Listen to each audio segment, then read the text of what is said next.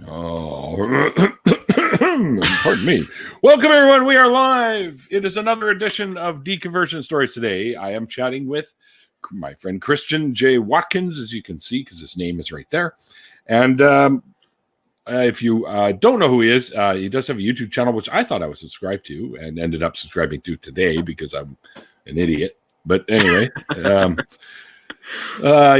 Chris does interviews with atheists as well. I think your latest one you popped up about a half an hour ago with Dave Warnock.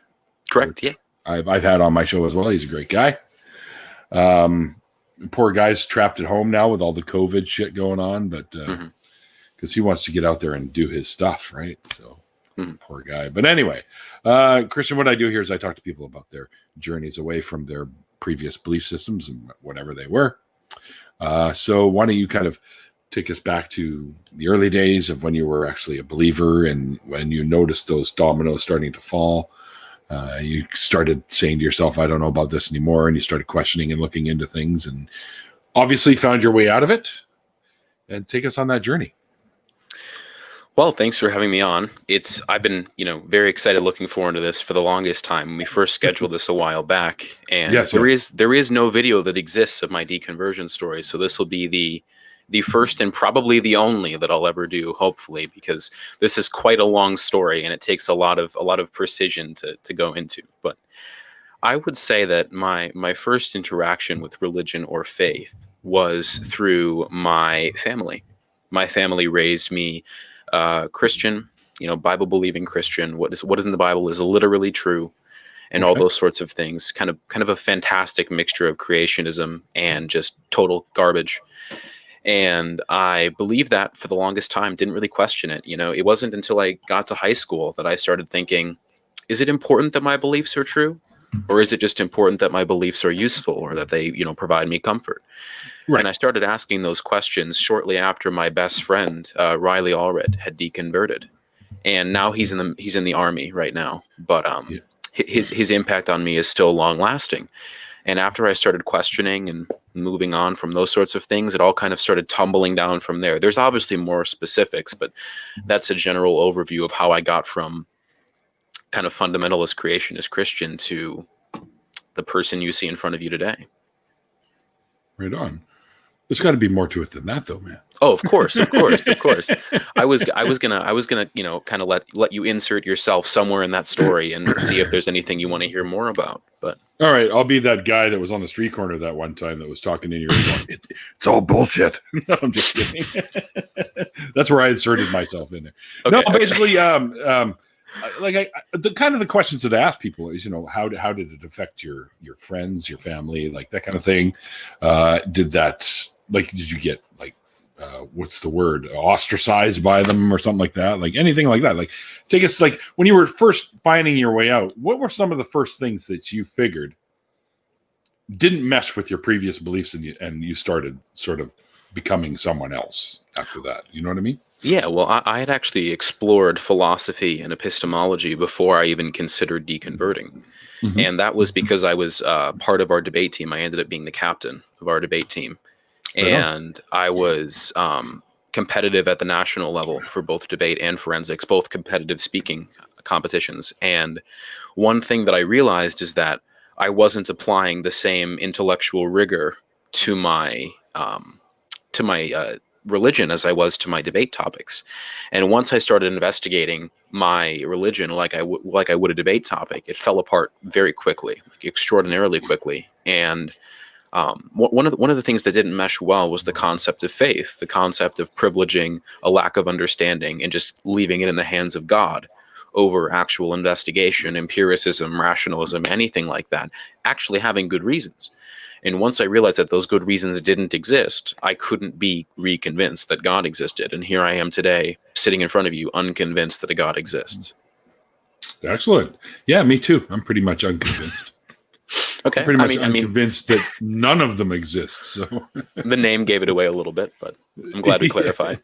Yeah, absolutely. Well, yeah. I mean, once you start, you were talking that you were in high school when this sort of started because your buddy of yours had done the deconversion thing.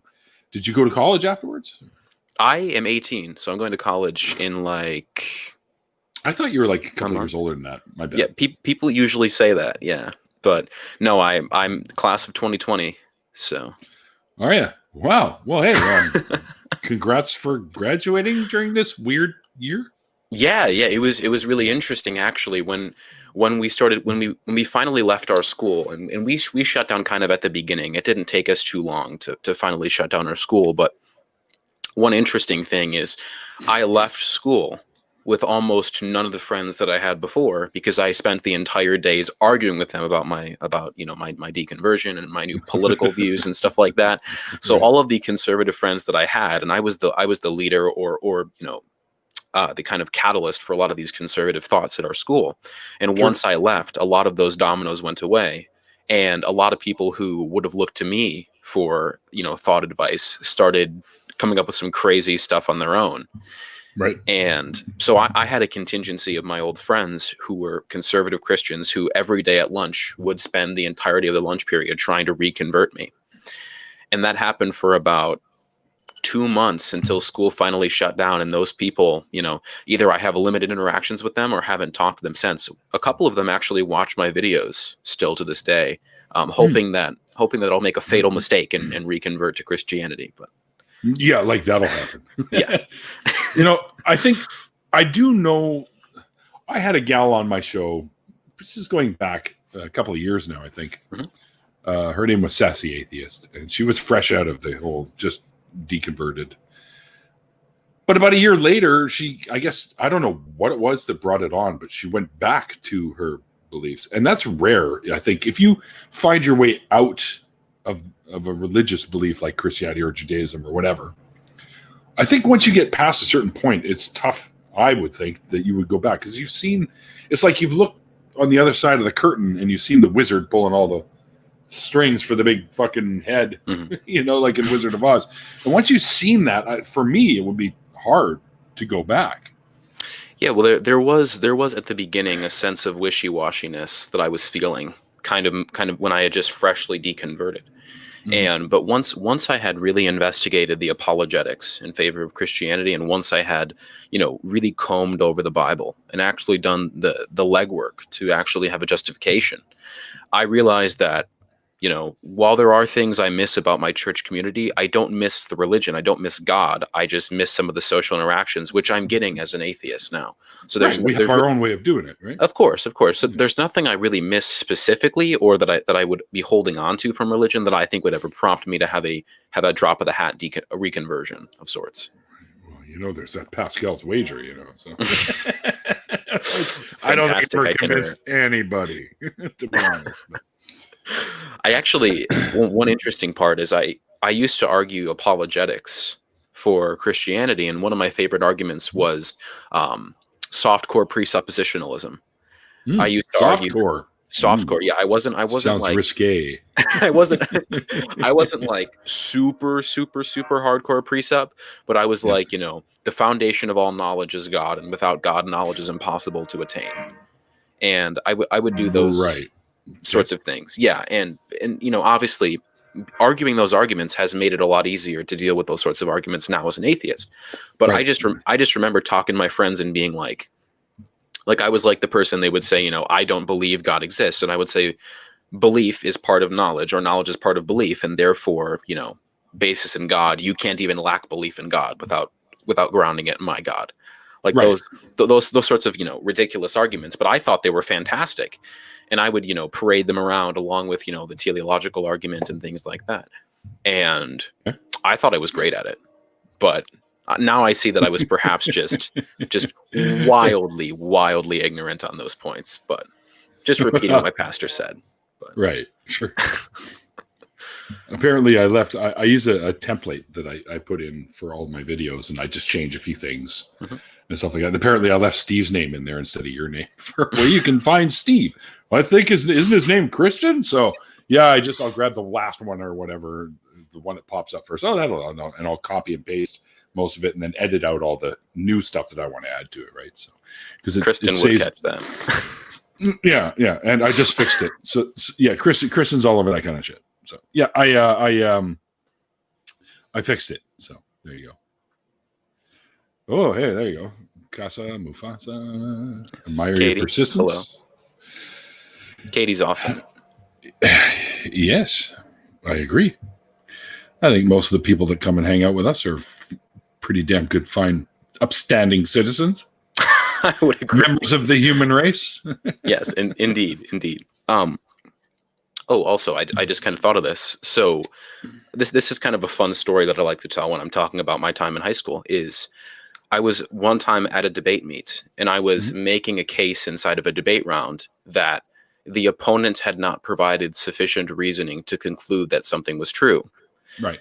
And after the round, Riley, who was my debate partner at the time, he says, and at the time he was an atheist, I was still a Christian. And he goes, the same argument that you just wholeheartedly argued against an opponent is the same argument you reject for your religious beliefs. And I thought for a second, and I was like, and it started to break down a few walls, but then I just built them back up and said, it's different because God, whatever. And then I walked away. But that really stuck with me. And what stuck with me was not necessarily the poorness of the argument or the lack of argument. What stuck with me was the dissonance between believing some things for good reason and believing other things based on faulty or absence of reason. Right. And that's what really, really clicked in my mind. And eventually I decided that either I was going to believe everything for good reasons or believe nothing for good reasons. And I wasn't going to go in between. I wasn't going to hold some and some not. I was either going to commit to finding truth in everything that I possibly could or not commit. And I decided that I wanted to know it was true. So it didn't take long for me to deconvert from Christianity. What was the expression I heard? I think the first time I heard it was, Atheist experience, and it came from Dillahunty. I want to believe as many true things as possible and as few falsehoods as possible, right? And that's when I heard that, which was many years ago now, because it's an old episode that he said that first time I heard it. It's just been kind of almost one of my mottos from that point on, right? So I don't want to have bullshit stuck in my head, man. I want to believe true things. The sad thing about that quote is that believing something is true and believing something is false doesn't feel any different. Like when you hold a belief that's ultimately false, it doesn't feel any different than it being true. Right. So like, for example, when I was arguing apologetics, I wasn't thinking like deep down, this is a bad argument. I was wholly convinced, and I thought I was at the tippy top of apologetics circles. And because of that, it just feels weird to me that my feeling of conviction hasn't changed.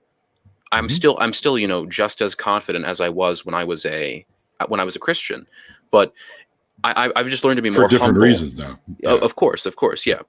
But I feel more humble in a way, because at this point I'm thinking, being wrong felt just as right as being, what I think now is correct. So I might as well hold positions tentatively, because I don't know what it feels like to be right. Because I thought it felt like being right when I was a Christian, but it turns out that I thought I was wrong. And because there's no way to differentiate those positions, you have to be very humble and accept conclusions tentatively. Yes, of course. So, of course, I agree 100% with that, for sure. Well, conclusion, you don't have to be tentative if the conclusions can be demonstrated, right, as being factual or being. As long as your methodology is consistent, I would agree. Yeah, for sure. Well, I mean, like methodology, like when I go to work every day, I deal with stuff and I learn little truths from every scientific method that I use at work. Right. So there's good methods and there's bad methods of getting for truth or getting to truth. Right. So, and what I would say is methods like skepticism are remarkably good at finding things that are false. Yep. And pragmatic skepticism, I would say. Sure. Yeah. There's definitely reductionist forms of skepticism that aren't particularly productive. But I would say the skepticism that I know and practice is generally good at finding things that are false, and what's left is either likely to be true or probable to be true. So I would say that you can eliminate some really bad examples and come to the best possible conclusion with the best possible evidence. So. Yes. Yeah. And Christian made a good point. I shouldn't agree with anything 100% because you can't. I don't think anyone can ever be absolutely sure of anything. But I can agree to 99.99999% which isn't 100. It'll never get to 100, but it's as close to 100 as you can possibly be without being 100%. Yeah, I just think that we as people need to stop being so fixated on certainty. You don't operate your life based on a level of certainty that's even discernible. When you go and drive in a car, you're not looking for certainty that you won't crash. You're looking for a statistical probability that you're going to be fine. So fair enough. Yep. There isn't exactly a certainty doesn't necessarily follow from being convinced of something, and certainty shouldn't necessarily follow from sufficiency. So I would say that as long as you have sufficient reason to believe something is true, there's no reason to be so onset on finding certainty, because certainty is such a hard thing to find. And even in certainty, it can really only be sufficiency because you haven't considered some things. So even the appearance of certainty may just be sufficiency, and you may be completely confused. So I would say tentative conclusions is the best we can do as people. Yep, for sure. Absolutely. No, as close to absolutely as you can be.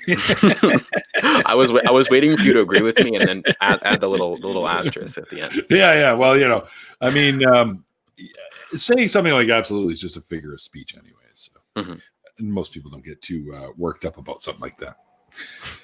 So how long were you you were saying earlier that you were like the leader of your debate team. So when the debate team that you were on, that was while you were a Christian, correct? Yeah, for the first 3.5 years, I was a Christian on my debate team. Wow. So did you guys ever debate like atheists and stuff like that? Oh, of course. Most of our debate circuit was primarily atheist. I mean, a lot of the more talented debaters were non-religious, and I basically had to adopt their methodologies, their kind of more secular forms of rationale, in order to win rounds. Because if I would have used my religious rationale, I would have gotten smashed at the higher levels of debate. So you have to use things like intense skepticism and preferential pragmatism, things like that on the debate stage. And you're using these sorts of secularist kind of enlightenment, different forms of modal logic and things like that. And you're using these. And if you were to apply those in a religious context, you would fall apart quite quickly. But I just wasn't. Like it's almost like you're building a house with a certain set of tools, and you're not noticing the house that you're already living in. Like I was living in a house that wasn't built by good tools, but I was so focused on building other houses, I didn't even notice it. But Jesus was a carpenter, I thought. You'd think that analogy would go better with Christ. But. Yeah. Is this Jesus wood? Yeah, let's knock on some Jesus wood. To what Edward said, do debaters have to talk really fast? The style of debate that I did was a mixture of people talking incredibly quickly and people talking incredibly slowly. I was the incredibly quickly type of debater.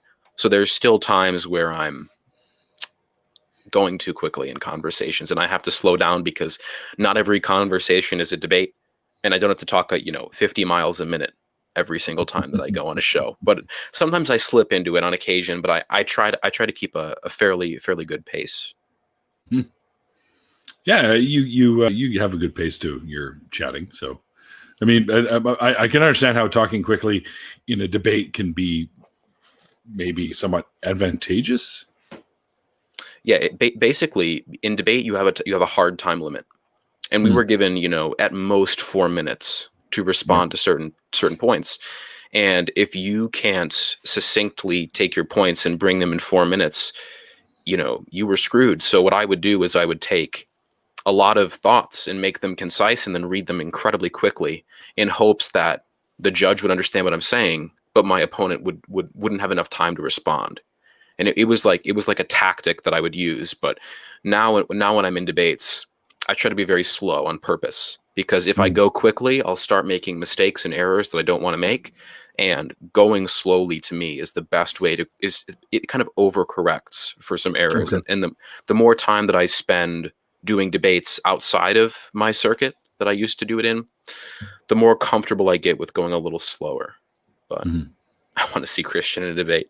I'm sure Katie does, right? Because it would be really interesting to see those old skills come out. But I don't know. Ethan Michael from Your Friendly Neighborhood Atheist has been trying to find someone to debate me, and it seems like Dean Meadows is the only person who said that he would. So, yeah, Dean's all right. I mean, he's good people. He'll debate anybody. All right, so. Yeah. So, do you think you might go up against him? I'm hoping so. I think we were going to discuss the historical evidence of the resurrection. I think was the tentative agreement, but perhaps we'll do morality because he called in on a call-in show that I was hosting, and I mean, I trounced him. No, I'm just kidding. But he called in. We had a friendly conversation about whether or not morality is subjective and those sorts of things, and my humanism and things like that. And we had all that, and it was a good conversation. I wouldn't say that anyone destroyed anybody, but we had a good conversation. Cool, very cool.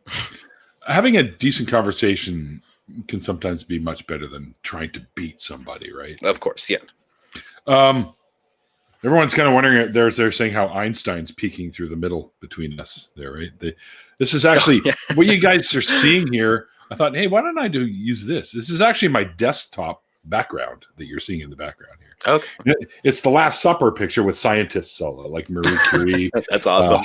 Hawking, Carl Sagan, Richard Dawkins is in there, Neil deGrasse Tyson's in there, Galileo's in there, Newton's in there, right? And they're all sitting around like they were at the Last Supper table. You can just go Google "scientist Last Supper" and you'll see this picture, and you'll be able to see all the. I do love the little Einstein just kind of shifting nosing his way through the middle. He's like in the Jesus position in this one. So there you go. Yeah. To answer Kristen's question, my mom is no longer religious. She's now agnostic, and that's that's in no small part due to my deconversion. Dad's still religious. Most of the rest of the family's still religious, and my friends my old set of friends are completely conservative religious, but my new friends are mostly atheists for obvious reasons, but they're all running in a couple very specific circles. But yeah. There's people always say, "Oh, yeah, we have the atheist community," but it's kind of it's more like a little subsections of community. It seems. Yeah, days. For sure. They intertwine with a few people, but yeah. I mean, I have friends that are in some of these little subgroups too, but I try to get along with as many people as I can so that I can possibly maybe help in repairing some of these bridges at some point, because I hate it when people don't get along, man. It's just, but you know what? Some people out there have some pretty fucking bad ideas, even atheists, and some of those bad ideas can be harmful, and I won't stand for that shit. So bad ideas aren't religious things; they're stupid people things, and there exist those on both sides of the aisle. So. On all sides, exactly. Everyone has bad ideas once in a while. I had a bad idea one time. Decided at the age of 14 I was going to steal a pickup truck that was top heavy with garbage. And the first corner I took, flipped the truck sideways. And a sideboard because it was during a garbage strike, so the guy had it all loaded up with garbage. Mm-hmm. One of the sideboards popped off of this thing and sliced a Corvette in half. Yeah. Not your finest moment? Yeah, no. We never got caught, though. One of the guys that was in the truck with us went back and they nailed him. And he never squealed on the rest of us. So that's the real test of morality, is if you get punished. That's the real test.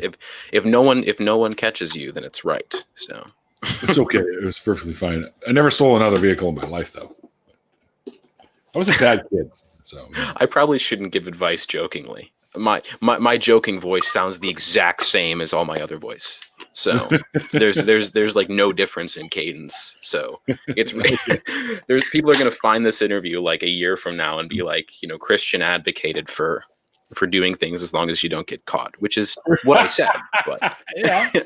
But jokingly, people, jokingly. Yes. Even though there's no discernible difference in my tone of voice. It's only illegal if you get caught. Good thing is now I just picked up some new stuff too. Good thing is this stuff's now legal here in Canada. Whee! There you go. That'll be fun. This stuff's called Platinum Kush. I don't know why the hell they call it that, but hey. Don't worry, folks. When I hit the I'm not advocating that people go out and start becoming drug addicts or anything like that, but not that you can actually be addicted to marijuana. But I have to, when I hit the monetization button, they have the series of questions that they ask you now, and they all have one about drugs. And I said, yeah, it's more than likely. I always pop gummy bears and shit like that. So it's more than likely we'll mention it at least once or twice, but it'll be in more of a joking fashion. They said, okay, that's ad safe. Great.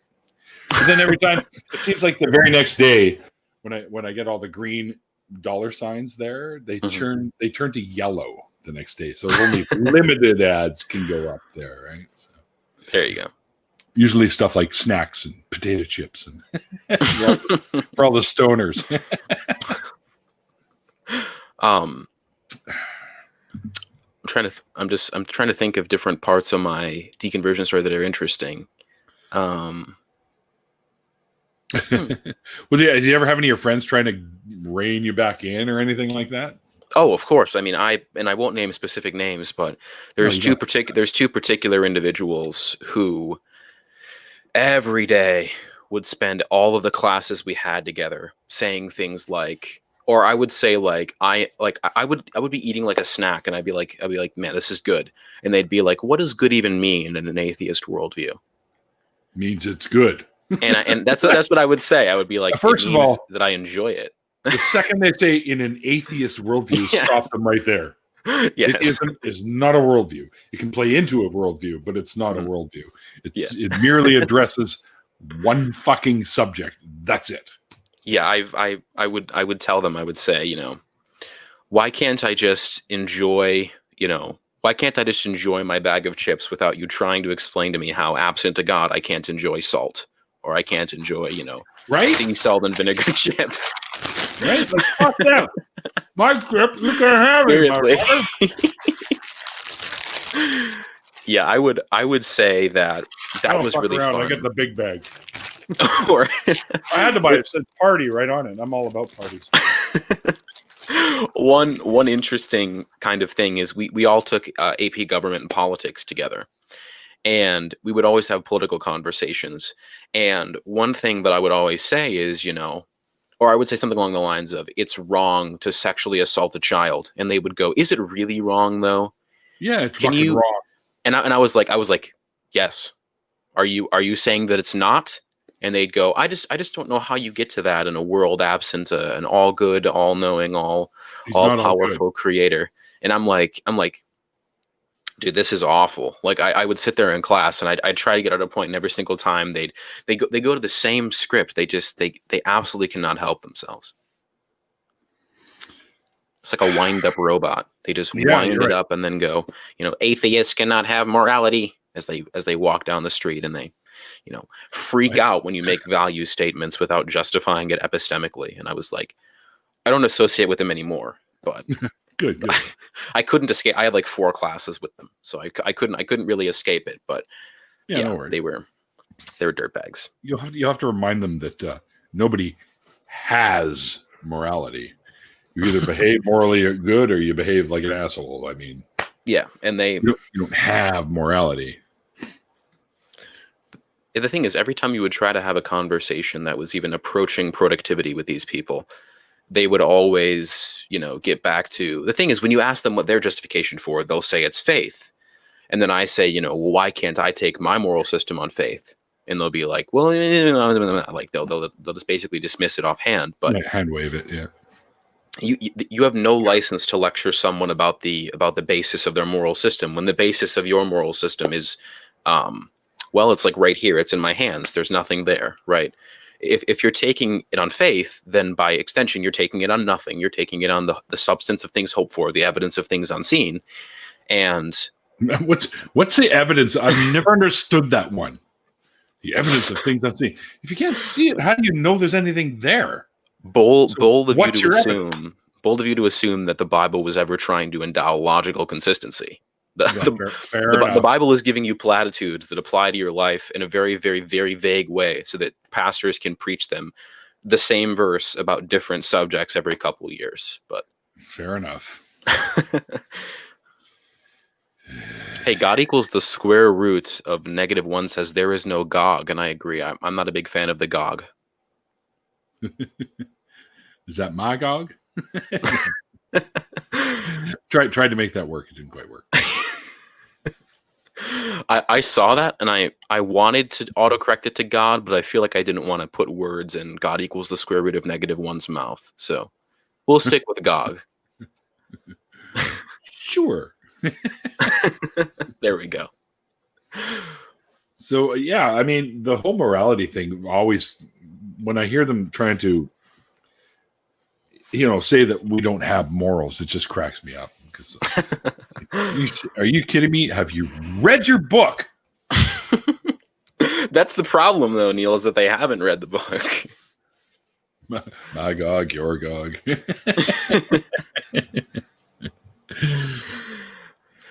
Actually, one interesting thing, I used to go to this church who would actually actively discourage reading the whole Bible from beginning to end. They actually preferred that you read the recommended verses. Which, is not surprising. And actually, they printed off certain Bible parts of the Bible, and whenever we'd go through Exodus, they would conveniently leave out all parts of Exodus that were troubling or could be questioned. Right. And basically, you go through Genesis, and it's not like I would have questioned it, because I was okay with God supporting slavery so long as God said so. I mean, I was, the second horn of Euthyphro. I said, what God says so goes so, because God knows so. That was my favorite quote. And God doesn't know shit. I mean, yeah. I mean, something that doesn't exist couldn't know anything, as far as I'm aware. But well, I mean, let's assume for a microsecond that there was some form of God that was talking to people back then who I knew you were suppressing it. I knew it. So, let's just, who was used to talk to people back in the day who for some reason stopped doing it. For some reason totally. Yeah, well, no, I mean, anyone that says that they speak to him, they must be hearing voices, and that's not a good sign. But he's advocates for smashing fucking infants against the rocks, right? Like, and to me, that's like Hector Garcia's book, Alpha God, the whole primate brain thing, or animal kingdom type brain thing. Like when a lion takes over pride, he kills all the other cats, kittens and stuff like that. They're there, or cubs, we'll call them, because that's what they're actually called. And he wipes them all out so his bloodline could take over. So it's like, what, God needs to do this? Like, for what? It's actually the thoughts of the people writing this bullshit down. I mean, yeah. One of the big factors in me kind of abandoning the Bible was how much I realized that the evidence of this being written by people who were projecting their own inner thoughts or their own sociocultural projections was obvious from the fact that God seemed to act a whole lot like a first century crazy person. Yep. And it's not shocking. If you read the Bible as from God, there's too many contradictions. But if you read the Bible as from ignorant savages who didn't know much about anything, it makes a bunch of sense why there's a lot of things that don't make a whole lot of sense modern-wise. And to me, it wasn't hard to explain it once I changed my looking at the Bible. And to me, looking at the Bible through that lens elucidates significantly more than looking at it through the lens of a God. Yeah, for sure. So, yeah, absolutely. I mean, clearly it's projecting, like you just said, about their own thought. I mean, what would an omnipotent deity, why would an omnipotent being, an all-knowing, all fucking whatever, all the quad omnis, why would a being like that care about virginity? Oh, that's or homosexuality. Well, the spoiler alert is that they actually wouldn't. And right. there isn't a whole lot of evidence to suggest that. But what I can say, though, is that it seems like God is only interested in what the cultures of the time prohibited. Right. And as soon as those cultures advanced, those parts of the Bible became less and less important. The weaving of cloth, the adoption of slavery. As time goes on, there's less of a focus put on those verses because those verses were meant to reflect the law of the time, not the law of God. And any God that would or could exist would understand that these sorts of laws would become outdated and stale over time and wouldn't include them in a book that's supposed to stand the test of time. And that, to me, is another really damning piece of evidence against any Abrahamic God that could be cited. Hold on now. Any Abrahamic God? Any Abrahamic God that could be cited. If it's based on the story of Abraham, then yeah. Right. So Baal? Baal? Baal, yeah, he's one of the gods. Well, here, so what and this is kind of a needless clarification, but by Abrahamic I mean from Abraham, which is like the Mosaic Law. Yeah. And I was referencing the Mosaic Law there, but dude, I was raised a Jew. I know all about it. That sounds like fun. Yes. Oh yes, I went to something called Hebrew school, which is kind of like Sunday school, but we went twice a week. Why would God create a bunch of homosexuals if he didn't like them? That's a good question. Yeah, that's right. That's a tough one, right? Because if God is all-knowing, then he would, or if God's trying to give free will, let's entertain this for a moment. He's trying to give free will, but he's making individuals who have no choice as to their sexual orientation. Either that God believes that it's good to send those people to hell, predestined because of their sexual orientation, or he doesn't know enough to change it. So you have either an omnipotent paradox or an omniscient paradox. Yeah. Because if he knows everything that's ever going to happen according to the scriptures, right? He's all-knowing, which means he knows everything, including future events. Which means he knew even back then that Adam and Eve were going to fall in the garden. He already knew. When in the Bible it says God calls out to Adam, and I almost picture him just going, Adam, did you eat from the fruit? Did you eat from the tree and the fruit? And Adam's like, and God's like, are you sure? Like he's basically playing, verbal patty cake with Adam and Eve and just saying, I already know what you did, but I'm going to ask you anyway, just to be like a total dick. And at the parent, like exactly, it's like when the parents already know that you ate the cookie, and they're like, "Did you eat the cookie?" Like, this is clearly not written by anything that we would consider to be omniscient. So, yeah, right. That's like I'm gonna make a mess here. When you have kids, and they're like, they ate all the chips, and they're like, nom nom. They're like, no. No, nothing. It's exactly like that. Yeah, the general concept everywhere. the general concept of these gods are, don't get me wrong, they're interesting pieces of history, and the invention of these sorts of things was clearly designed to solve questions that didn't quite have sufficient answers at the time. But the fact that we're still sitting here in 2020 with the advent of scientific methodology and great empiricist research, that we're still holding on to, sin exists because God doesn't like it when you sit naked with another dude, is not exactly the bastion. All the time. But anyway, John, I just want to correct you on something. Baal and Yahweh are two different deities. In the early Israeli scriptures, like way back, like before they even wrote down all the Moses crap, there was a pantheon of deities. El was one of them. Yahweh was one of them. Baal was in there, Shemesh or whatever the fuck their name is. There was a head god, but none of them were even the head ones at the time. That's why you have words like Israel, which means land of God, because El was the original big one that they went for first. And somewhere along the way, it changed over to Yahweh, and I don't even know when, but it did. And you have names like probably Daniel. Around the same time when God started hating mixed clothing. Yeah, probably. Yeah. Suddenly I'm the Lay's chip spokesman. Well, a free advertiser. They had the party size bags at Walmart on sale for like $2. I was like, yes. So basically, you're watching sponsorship. Yeah. Yeah, basically. Today's episode paid for by Lay's. No, they're not paying me shit. I'm sure that's incredibly quiet for the audience and nobody can hear that. Yeah, this is like ASMR. Except not like ASMR because I'm yelling. Not quite as pleasant, but yeah. I mean, monolithic polytheism. Yeah, they were polytheists at one time, and then I don't know when or where it happened, but it just eventually. That's why the first commandment says, "Believe in no other gods before me." Which is an admission that there are other gods. Isn't it? It's just the way things are phrased in the earlier parts of the Bible, or even earlier transcriptions, is so interesting because not even the Bible is claiming some of the things that modern day Christians say, and it's just interesting. But I want to can we dig into Euthyphro for a second?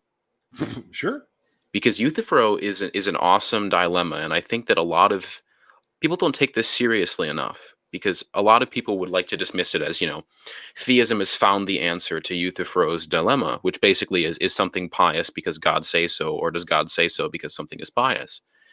And, this seems like the way they've gotten out of it supposedly is that, God's nature is pious, therefore God appeals to his own nature, which is by definition a circle and isn't actually getting out of the dilemma. And adding a third option to a dilemma that is circular is in fact fallacious. But even if it wasn't that, right?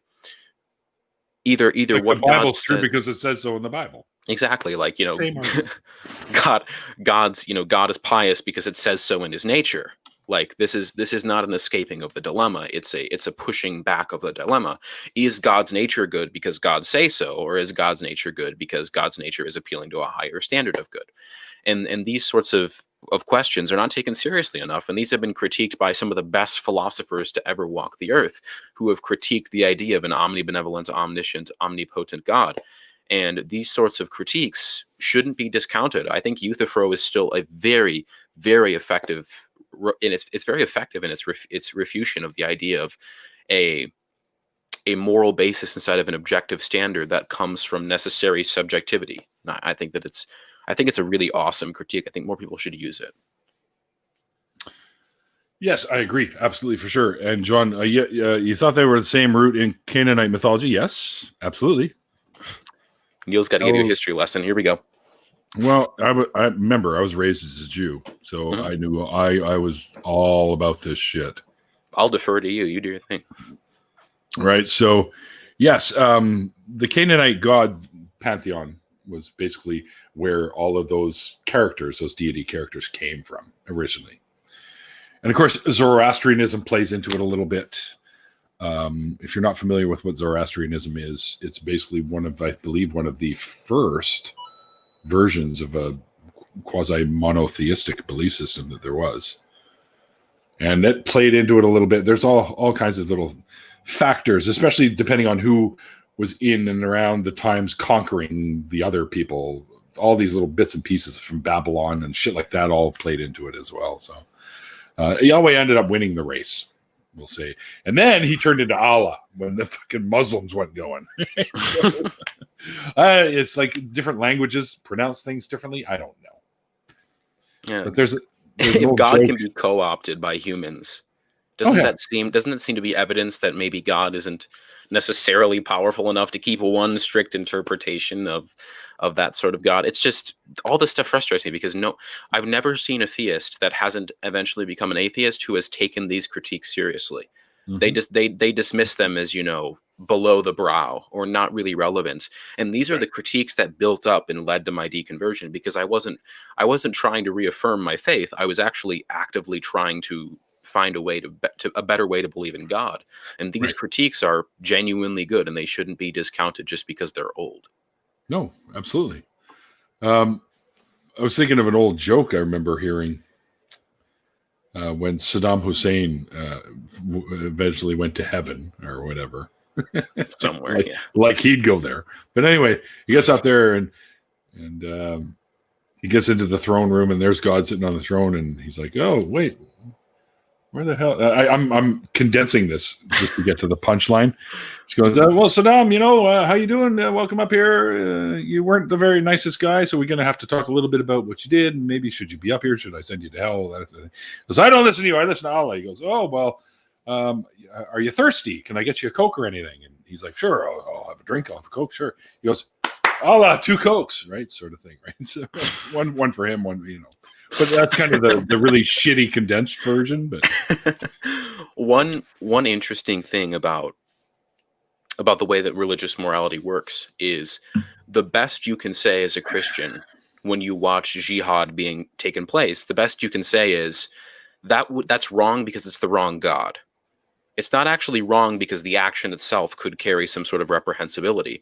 It's actually only wrong because, they picked the wrong desert god. Like they picked the wrong god from somewhere near Israel, right? So if the only critique you could make of jihad is they picked the wrong god, perhaps you picked the wrong morality. And that would be a challenge that I would give to anyone who would subscribe to morality that comes from a being that just ordains morality from, his little god pistol, his little god morality pistol. He just shoots you with different moral tenets, like stop wearing mixed cloths and you shall not lie with another man. Like those are important moral teachings to give over things like slavery or, sexual harassment or anything like that. But right, who am I to judge God? You're human. It's perfectly it's perfectly legit. Also, God. I mean, let's put it this way, guys. If God was real, do you really think he'd write a book that was so fucking cryptic and be able to be retranslated and reinterpreted over 14,000 times? Not even just that. Do you think that God would write a book in general? Right. Since when would God get into authorship? It could be like Thanos. He'd just snap his fucking fingers and the book would appear, and no matter who picked it up, they'd be able to read it in whatever language they spoke. Isn't it just amazing? And he could do that. Isn't it amazing how the most powerful being in the universe used human beings, a particular species on the earth, to write a book that the only direct evidence that testifies to God's existence, and that book would be retranslated, passed down, oral traditions at the beginning, all sorts of curiously poor ways of communication, all the way down to now. Let alone God being an author. I'm not sure what would spark God to be. Maybe God read Harry Potter and thought, that's some good stuff right there. I gotta give it a shot. But I don't know. I feel like if I was an all-powerful creator of the universe, my first thought to communicate my message wouldn't be, let's put it in a book, in a language that'll go extinct in 30 years. Exactly. That's one of my main points with that. Why wouldn't you put it? Yeah, I mean, if you did want to do it in book form, first of all, nobody could fucking read back then, so that was exactly. Isn't it monumentally stupid? And besides, if he was real, everyone on the planet would know, and there would be one religion, not a whole shit ton of them. And here I found some of the ancient Canaanite gods, which includes Baal Hadad, of course, who was a storm god. Dagon, god of crop fertility. Diagonally. And you've got Molech, which is god of fire. The Shemesh, which is the goddess, sun goddess. Yam. Hang on. Where's the one that caught my eye the most here? Because, hang on, where is he? Son of a... Hang on. Oh, come on. Where is it? Shemayim. There we go. Shemayim. There we go. Which was the god of the heavens. And I think that's the one that eventually evolved into the one that we now know. Doesn't that seem implied? God of the heavens? Like, yes. Which is weird because Mayim in Hebrew means water. So I don't understand what the hell that's all about. The heavens is a big ocean. Didn't you hear? That's where all the water from the ark went. On the other side of the firmament, on the flat planet. Exactly. That your God should have known isn't true. Yes. The water from the flood had to go somewhere. So I thought it was there before the flood. And then it was released and then it went back. It magicked into existence. Right. Just like the universe under a God model. Yeah, no, there was no fucking flood, people. Get over it. If there was a flood, there would definitely be lots of evidence for it.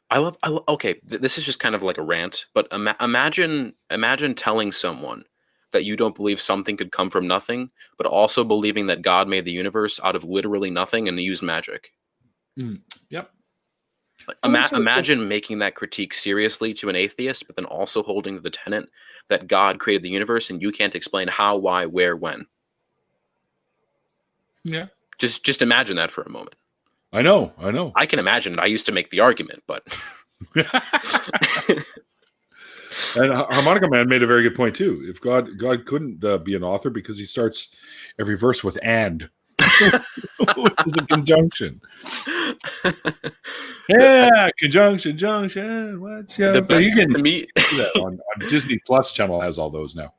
To me, the best part of really quickly, I'm just imagining like the old Disney openings where they would like draw the ears. I'm just imagining God just like drawing that and being like, and this is Disney Channel, and then sending the Bible to the people on Earth. But outside of that, I was going to make a point on oh yes, in Genesis, every single time God does something in the creation story, and then it says, and God thought it was good. Yeah. And I love how it keeps repeating that.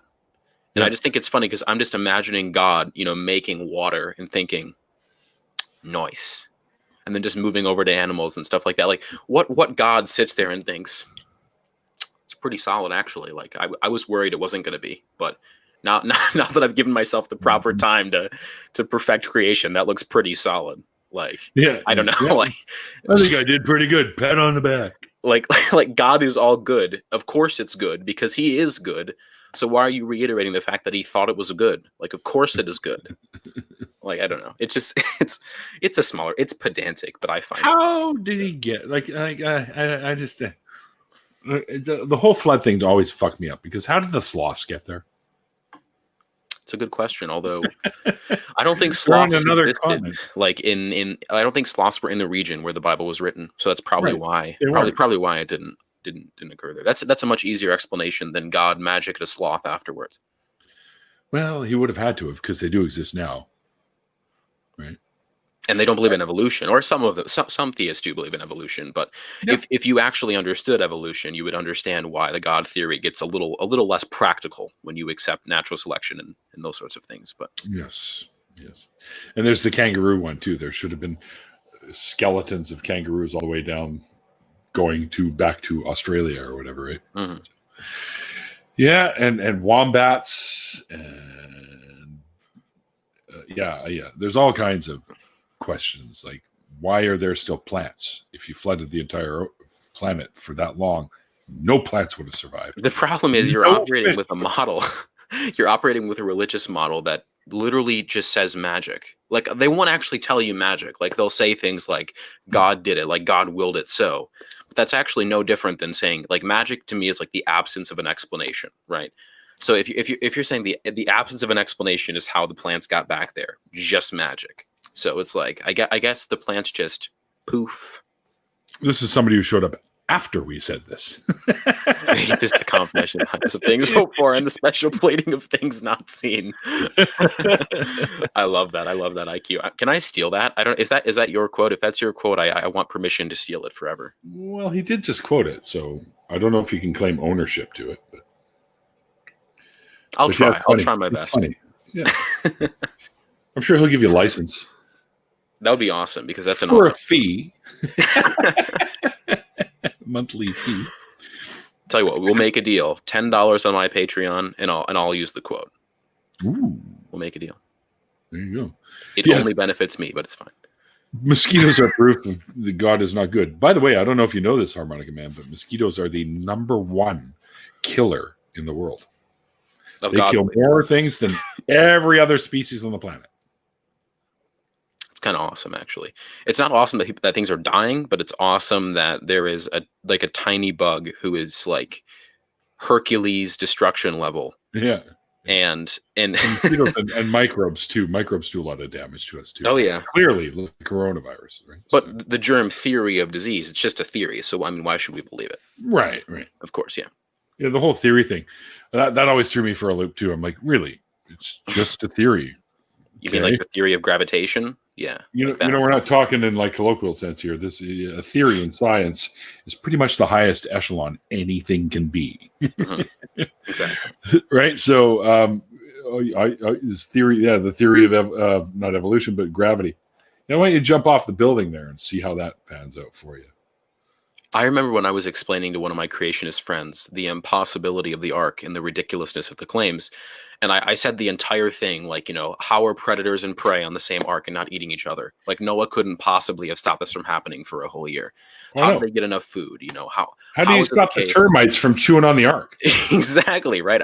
How is that ark not capsized from like the very tiny bugs who are just like slowly ripping it apart? And he's like, these are a lot of good points, but I mean, God is, God is, God is. He is, I am, and he will do what he needs to do. And I'm like, X is referring to mosquitoes.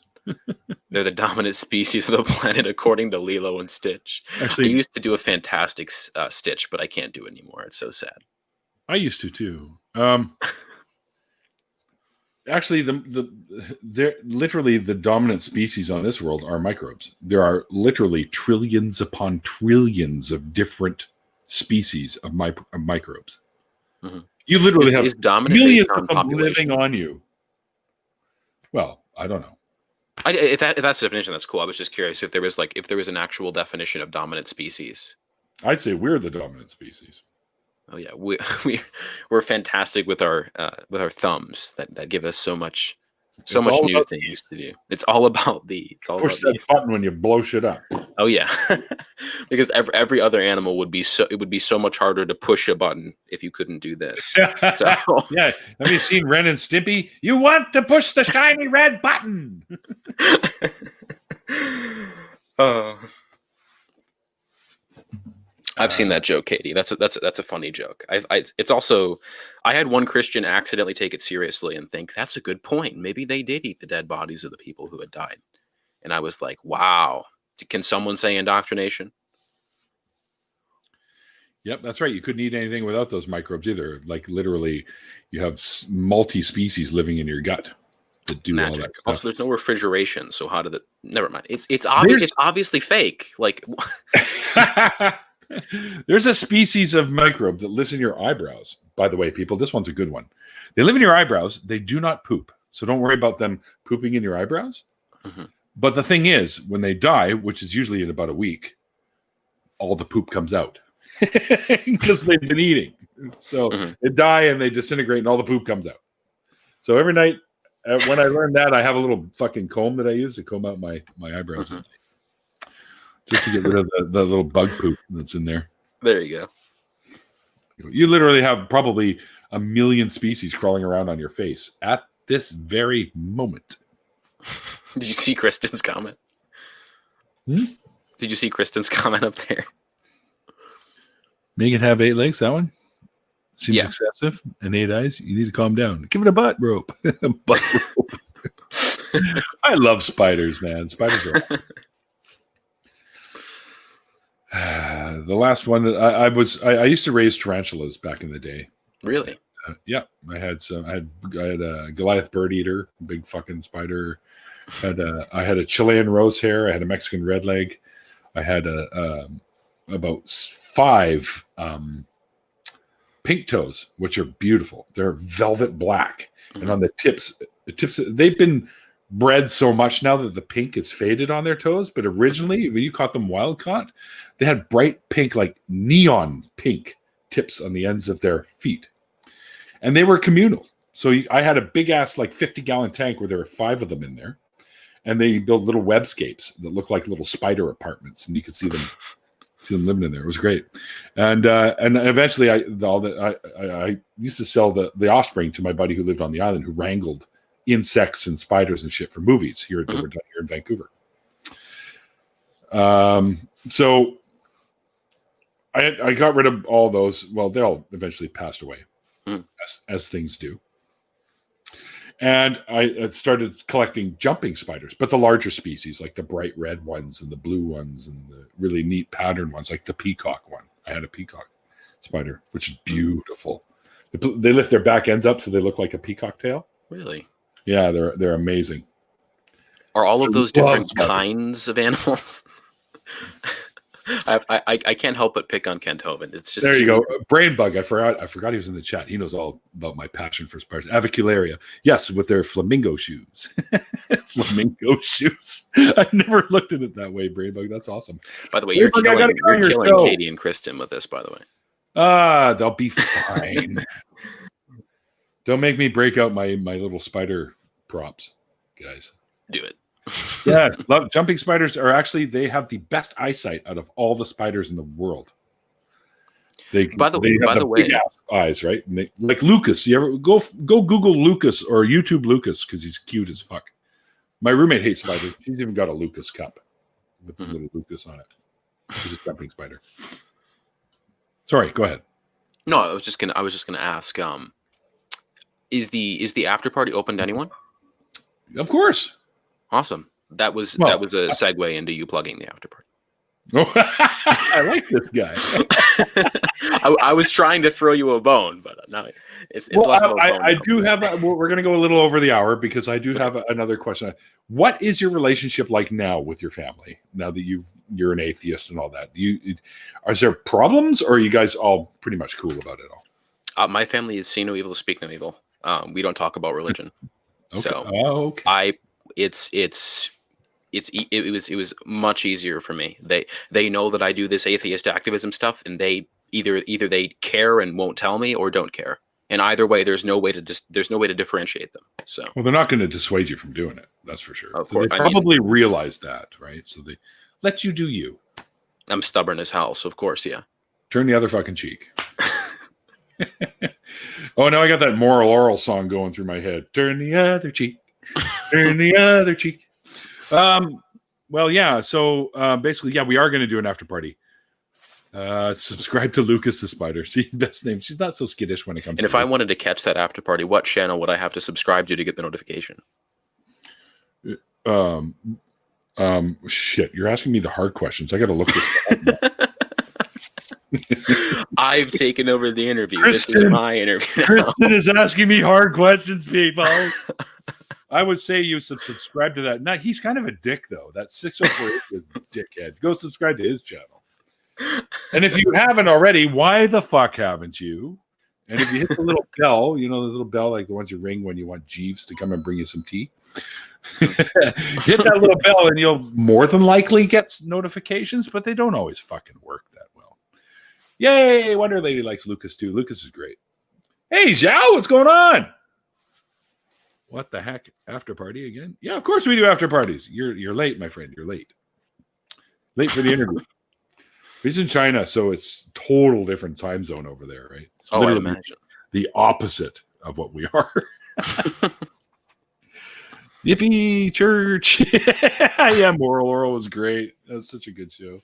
Like the little stop motion pit movies you used to see him making at the end of the show. It was great. We used to make those in my art class. Those were always awesome. Yeah, they're a lot of fun.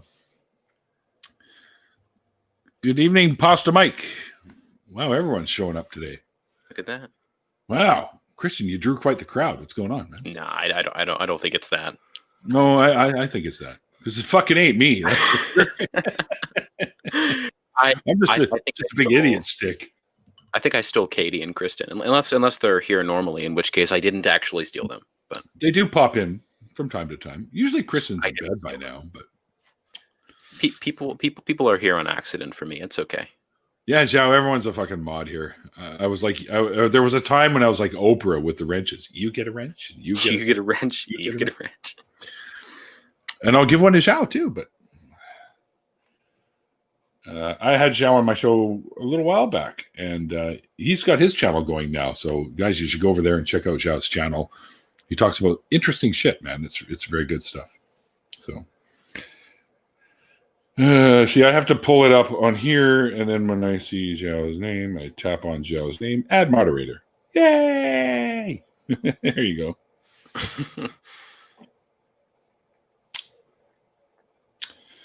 Brainbug's a moderator. Oh, hey, look, Harmonica Man's not a moderator.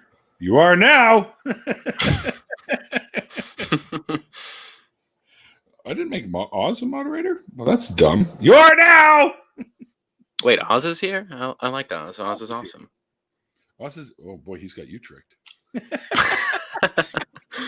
Let's see. I'm doing Justin's show on 2 days from now, The Empathetic Atheist, and still waiting for that that Tart show. That Tart show to come. We're here for you, Christian. You're just a prop. He's referring to me. I'm the prop. There we go. At least somebody's. That's a great name, Tapioca Weasel. Oh yeah, Tapioca. I definitely know who that is. See, you are drawing people into my. I posted about somebody asked a question on Facebook earlier today. I think I can't remember who it was, but it's probably Ethan Michael. Yeah, no fucking banning people just for fun, Harmonica Man, okay? Be nice, okay?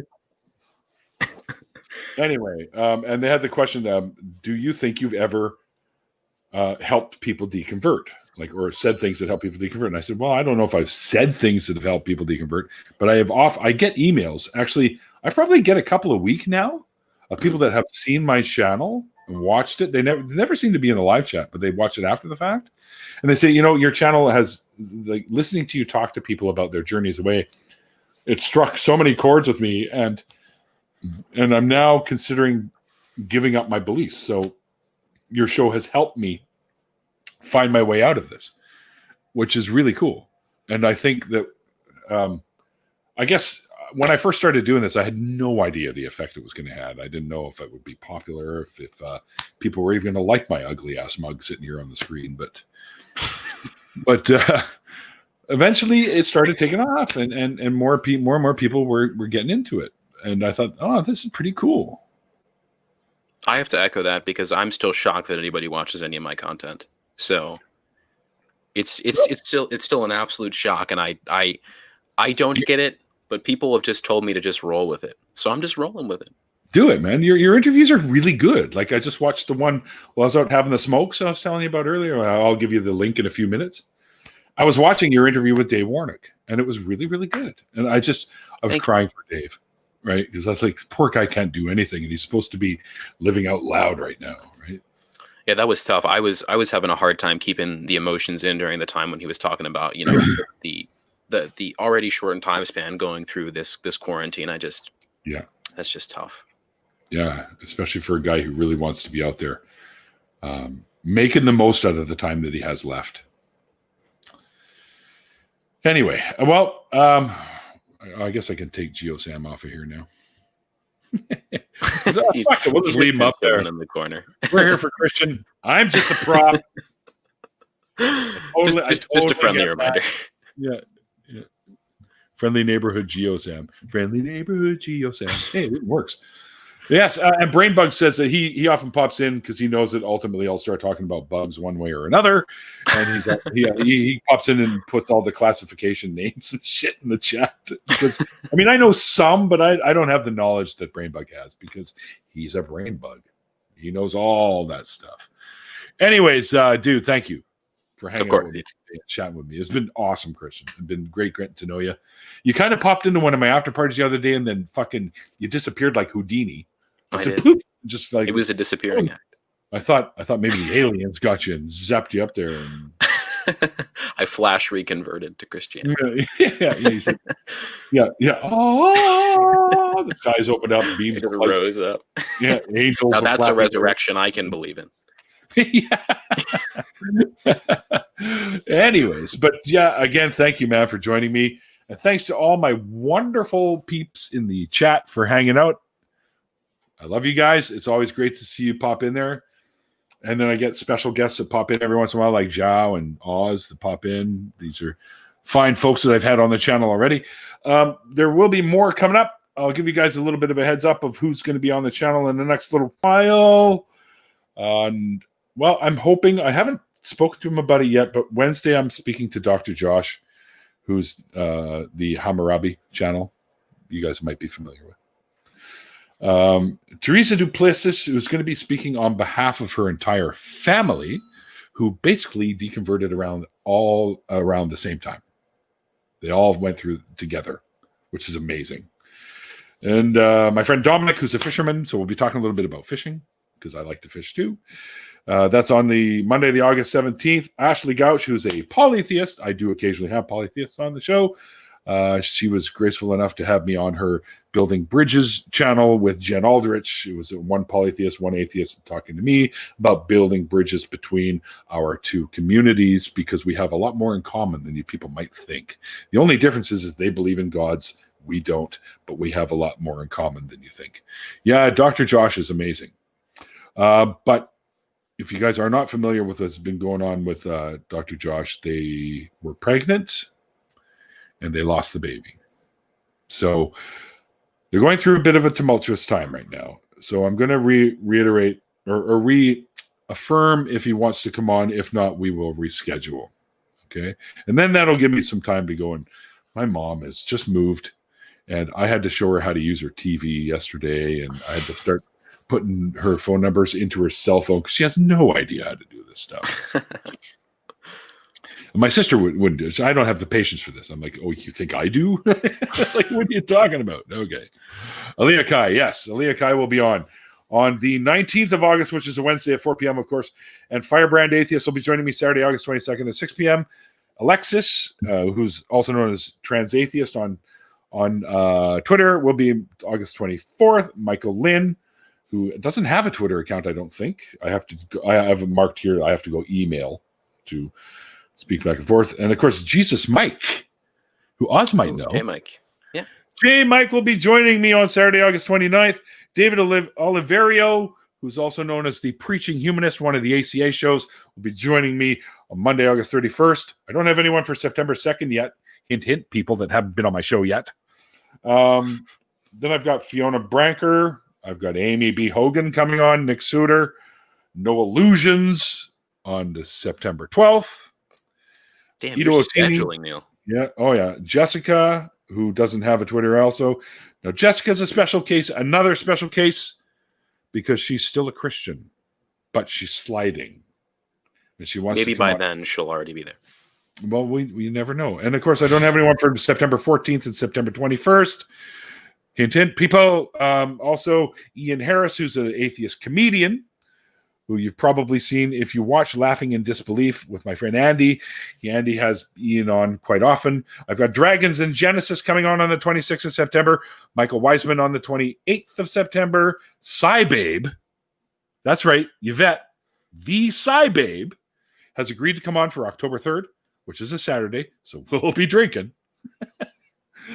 And Mike Carey, the One Good Reason, who I actually had scheduled, I thought I had scheduled for this past episode that I did. So I do that sometimes. I cross shit up and I fuck shit up. And believe me, I apologize to him like crazy. So we rescheduled for then. So yeah, lots of stuff coming up. I'm just opened up October. If any of you guys out there want to share your story, you're more than welcome to send me a message on Twitter or Facebook and let me know. And I have lots of spaces available. I have a few left in September, as you just heard, as I was hinting. And I also have, I just opened up October because of Babe, because she needed a Saturday, because she's awesome. And we need to drink and talk about all kinds of crazy shit. But anyway, thanks again, Christian, for joining me today. It's been an absolute pleasure getting to know you a little bit better. Of course. Thank you for inviting me. One of the reasons I do this. And Gio, you're stuck there until I close this. So, but Gio's awesome too. Anyways, thanks everyone for joining us. I hope you guys enjoyed the conversation as much as we apparently did. I'm pretty sure we had a pretty good conversation. It was a lot of fun. And we will be doing an after party. If you're interested in jumping in and hanging out with us, bunch of crazy ass wacko atheists, for the after party, just send me a message either through Twitter or Facebook or email me if you need to. All right, Harmonica Man, we'll talk. The link for the after party is below. Also, it's right near all of Christian's links, so you can follow him on YouTube, Twitter, Facebook. So go and check him out for sure. He's got some really, really good conversations on his YouTube channel, okay? So definitely go check it out. And we'll get into that after party probably within about the next 10 to 15 minutes because I was going to have a little bit of a break first. So like I always say at the end of these things, now I say a couple of things because we have the COVID-19 thing going around, guys. Remember to be safe and be well. And above all, be kind, right? Let's change the world. Just be kind. And like the late, great Christopher Hitchens once said, it's called faith because it's not knowledge. And we'll see you guys next time.